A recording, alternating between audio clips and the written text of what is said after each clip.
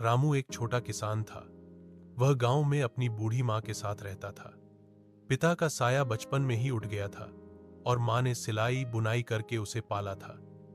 जब भी वह खेतों में जाता, मां उसके लिए रोटी, गुड़ और प्यां की पोटली बांध कर देती।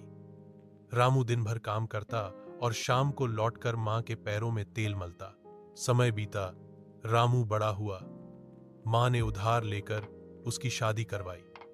धीरे धीरे रामू अपनी पत्नी के कहने में आने लगा। अब वह मां की बातों को नहरंदा करने लगा। मां कुछ कहती तो कहता, अब आराम करो मां, तुम्हारा समय गया।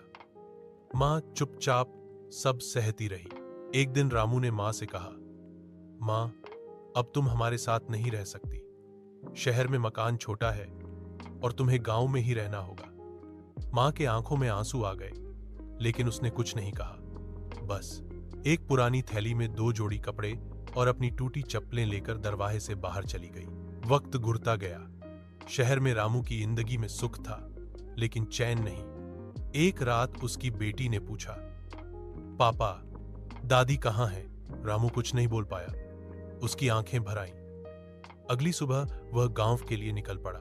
जब वह घर पहुंचा तो देखा, मां आंगन में एक सूखी खटिया पर लेटी थी।